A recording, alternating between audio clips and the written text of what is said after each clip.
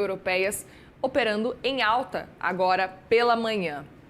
Vamos seguir atualizando também esse cenário dos Estados Unidos, por quê? Da política tarifária às ameaças de deportação em massa, o presidente eleito por lá, Donald Trump, já acumula aí uma série de polêmicas antes mesmo de assumir o novo mandato, né? A cerimônia de posse está marcada para o dia 20 de janeiro do ano que vem. E o mercado financeiro, claro, está acompanhando muito de perto essa volta à Casa Branca com atenção. É sobre esse assunto que a gente conversa agora com Gilberto Braga, professor de Economia do IBMEC do Rio de Janeiro. Tudo bem, Gilberto? Obrigada por conversar com a gente. Muito bem-vindo. Um bom dia para você. Bom dia, um prazer contribuir com o jornal. O prazer é nosso. Queremos te ouvir sobre esse cenário de Donald Trump, essa instabilidade que a gente está vendo e essas incertezas diante desse novo mandato de Donald Trump. Ele tem feito muitas promessas nesse período, inclusive durante a campanha ele fez promessa. Agora, depois de eleito, continua com promessas de que, por exemplo, no dia 20, quando tomar posse, a primeira coisa que ele vai fazer vai ser taxar México e Canadá em 25% todos os produtos que vierem lá, então, desses lugares. Importante dizer que a presidente do México já avisou Donald Trump, mandou uma carta falando, olha, os preços vão aumentar aqui, mas vão aumentar aí também. Como é que você avalia, então, esse cenário de ameaças que a gente está vendo de taxação? Existe um risco, realmente, de ter uma guerra comercial global diante dessas taxações que Donald Trump está começando a prometer? Como é que você enxerga isso?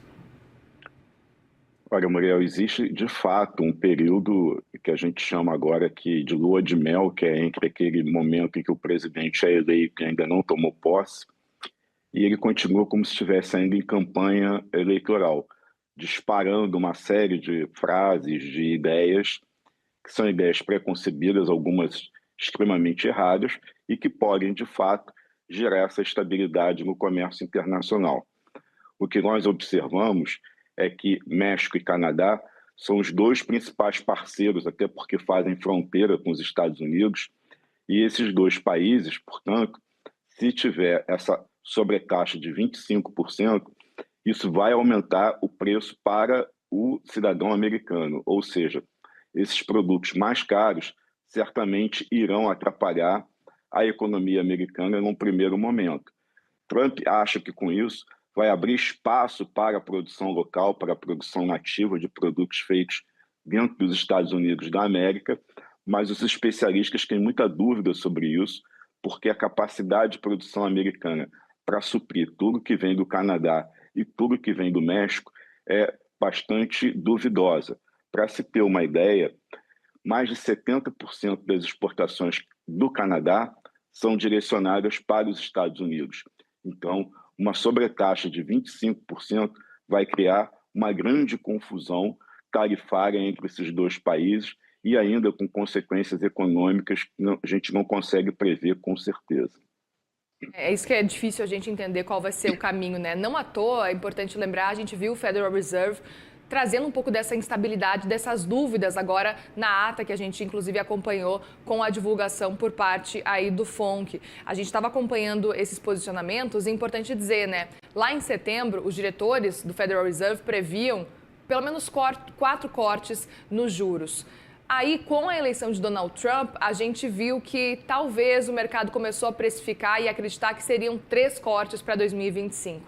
Só que o Federal Reserve foi mais duro e falou, olha, a previsão, pelo menos nesse momento, é que se as coisas continuarem da forma como estão, serão apenas 2 cortes na taxa de juros em 2025. Claro que o mercado reagiu mal a essa fala do Jeremy Powell, a esse posicionamento por parte do FONC. Como é que você avalia, Gilberto, essa postura do FONC diante dessas incertezas? Porque a gente viu o Jeremy Powell falando, olha, a gente precisa que a inflação comece a reagir antes de pensar em novos cortes. Primeiro é importante lembrar que Jeremy Powell ele é presidente do Banco Central Americano, do Fed, e que lá ele goza de um mandato com total independência, tem sido alvo, inclusive, de críticas públicas do presidente eleito Donald Trump, e que a taxa de juros atual é entre 125 e 5,50, deve, no máximo, cair até 5 basis points, ou seja, até 5 pontos percentuais.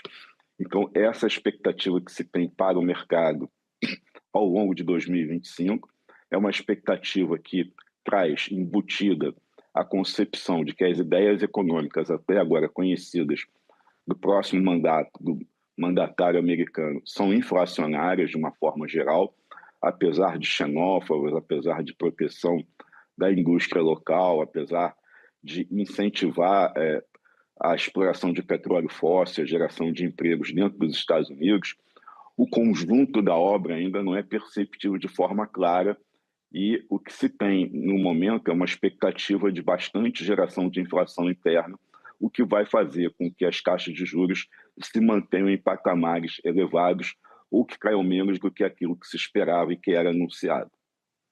Pois é mais um ponto para a gente ficar atento a esse cenário envolvendo Donald Trump também.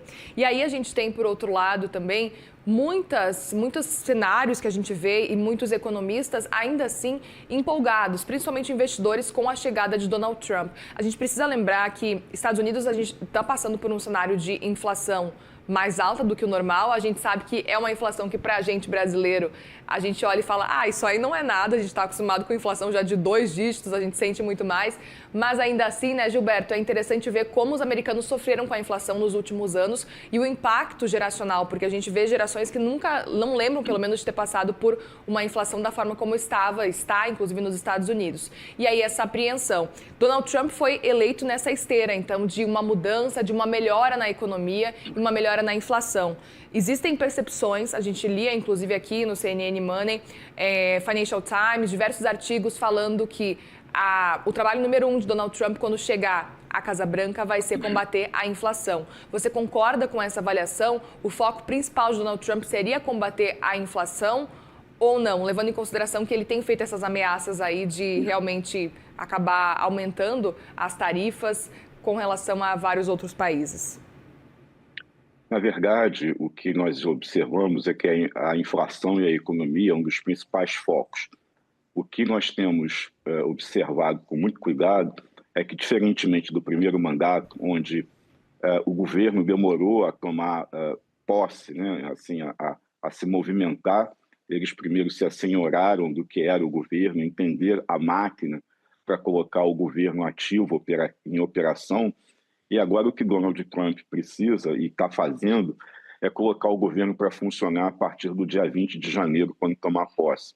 Então ele vai antecipando as suas principais ideias, vai nomeando já ao longo desse período de namoro entre a eleição e a posse todos os seus principais auxiliares, seja na economia, seja na política, seja na questão migratória, já vai colocando as suas principais ideias como balão de ensaio para ver qual é a reação internacional e interna disso. E a gente tem que lembrar que a maioria parlamentar de Trump é pequena e ele vai enfrentar, no meio do seu mandato, uma eleição de renovação do parlamento ou de parte do parlamento americano, e ele pretende, para manter a sua governabilidade, ter essa maioria. Para que isso ocorra, ele precisa que a economia seja um dos carros-chefes, que foi a principal bandeira da sua reeleição, ou melhor, da sua segunda eleição.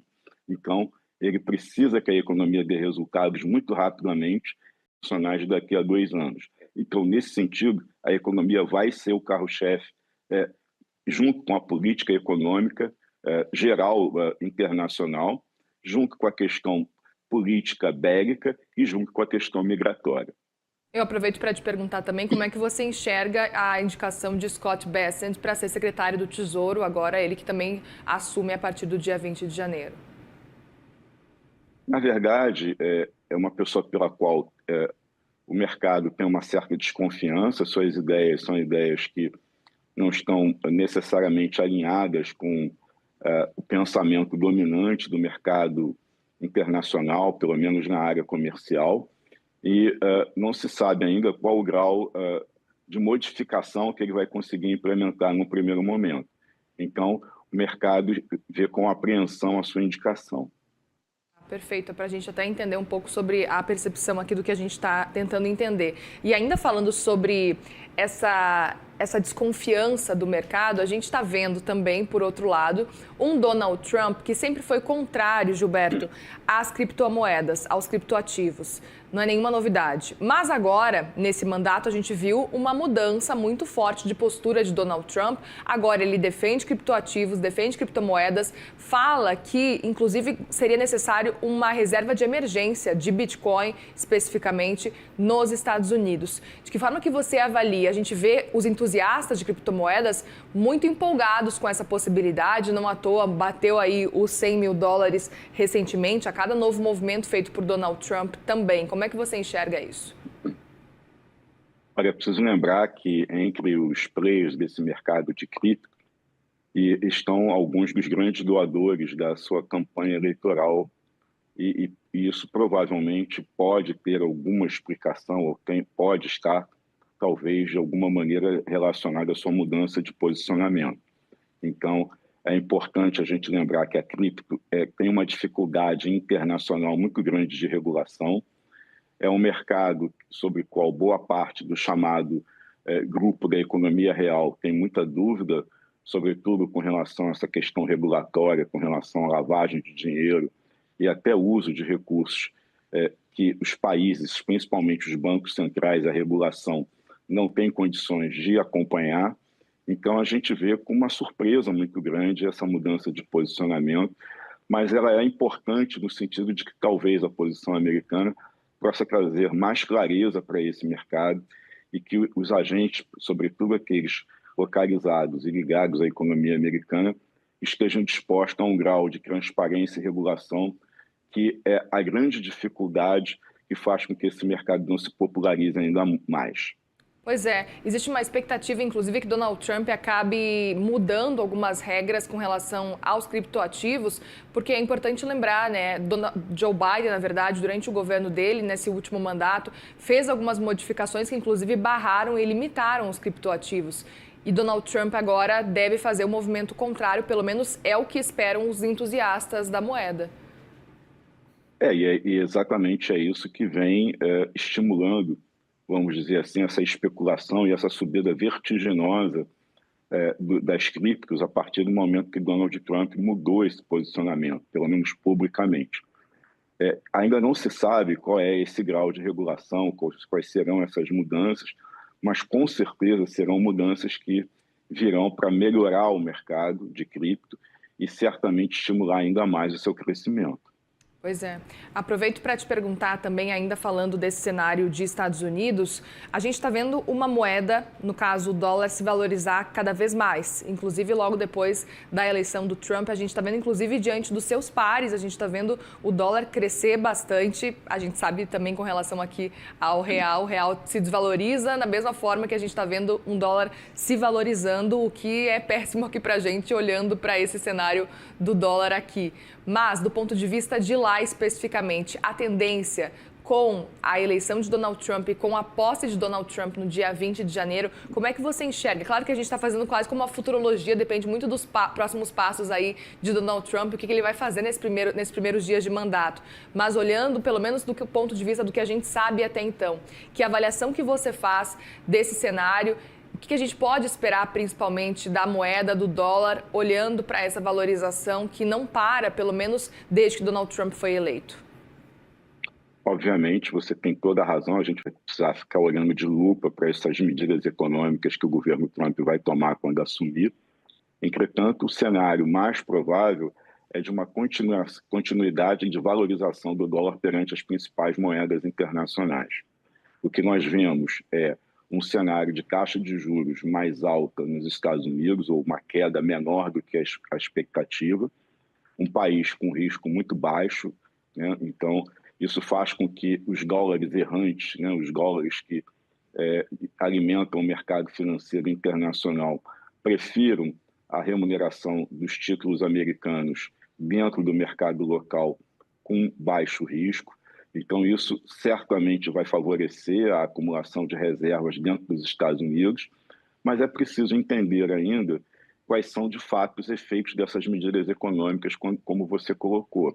A grande questão que a gente ainda não comentou aqui é como é que os Estados Unidos, de fato, vão se posicionar em relação à China, né?